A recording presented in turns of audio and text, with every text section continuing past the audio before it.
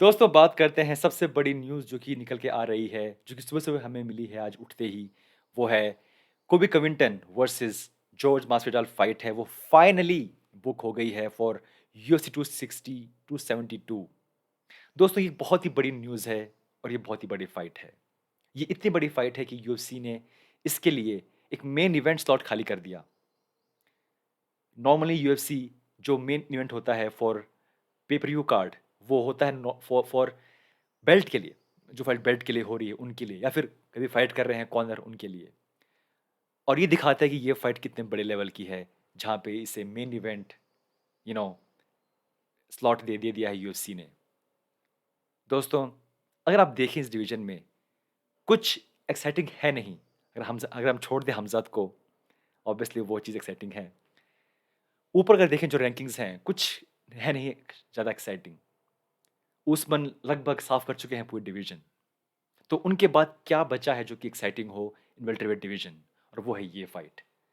एक लंबे गैप के बाद, लगातार ट्राई करने के बाद फाइट बुक हो चुकी थी जॉर्ज मास्विडाल के अगेंस्ट लियोन एडवर्ड्स। वो फाइट कैंसिल हो जाती है और अब हमारे पास ये फाइट बुक हो गई है। और अगर हम नहीं जानते हिस्ट्री क्या है कि क्यों ये फाइट इतनी बड़ी है, क्यों फैंस इसके लिए इतने एक्साइटेड हैं, सो एक रिकैप करते हैं कि क्यों ऐसा है। सो ऑब्वियसली कोविंटन और मास्विडाल वो बिलोंग करते हैं सेम जिम से, अमेरिकन टॉप टीम। और क्योंकि वो बिलोंग करते हैं उस सेम जिम से, वो बहुत टाइम से दोस्त हैं, बहुत टाइम से। जब ये दोनों फाइटर्स बिल्कुल ही नए-नए आए थे, तब से दोनों ये रूममेट हैं, टीममेट हैं। ना ही सिर्फ़ वो साथ में ट्रेन कर रहे थे, पर साथ में वो रह भी रहे थे।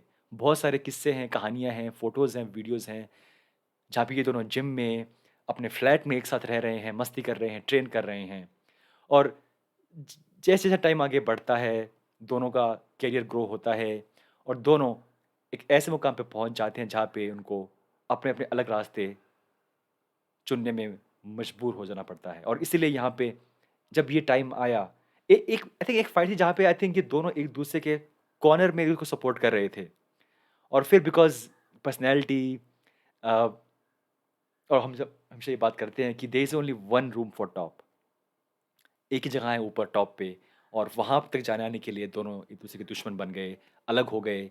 ऑब्वियसली कविंटन ने जिम वो छोड़ दिया था कुछ दिनों पहले, और अब वो करते हैं ट्रेन एक अलग जगह पे।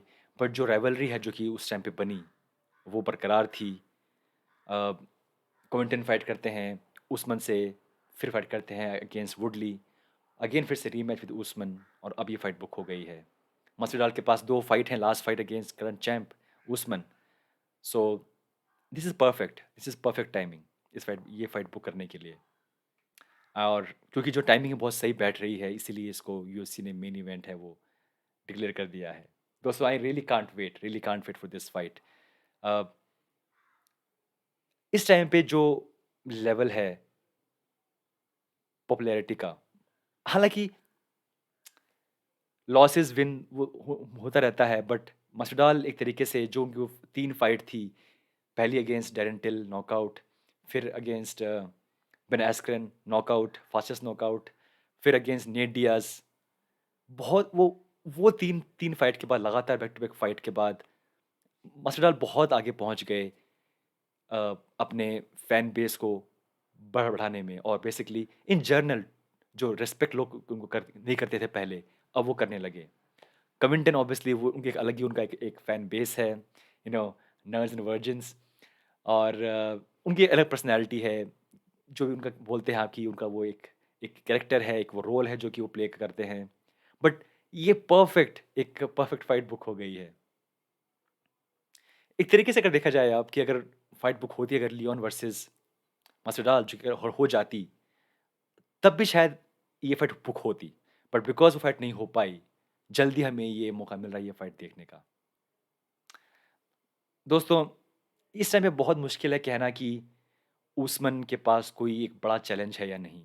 ऑब्वियसली हमारे पास एक फाइट है, लियोन एडवर्ड्स फाइट है, वो डेफिनिटली एक बुक हो सकती है। बट अगर वो फाइट बुक हो जाती है और जीत जाते हैं, मुझे नहीं लगता कि उस्मान ज़्यादा दिन रहेंगे यूएफसी में, या ज़्यादा दिन फाइट करेंगे इन जनरल, क्योंकि there is nothing to prove. हाँ, अगर जो फाइटर्स हैं जो कि पीछे हैं वो जल्दी आगे बढ़ रहे हैं, बिलाल मोहम्मद, हमज़त, अगर वो आगे जल्दी बढ़ते हैं, देन शायद येस कुछ टाइम और। बट मेरे हिसाब से ये भी पॉसिबल है कि इस साल के आखिर तक उस्मान यूएफसी और एमएमए करियर को बाय-बाय बोल दे। ये बहुत तरीके से पॉसिबल है।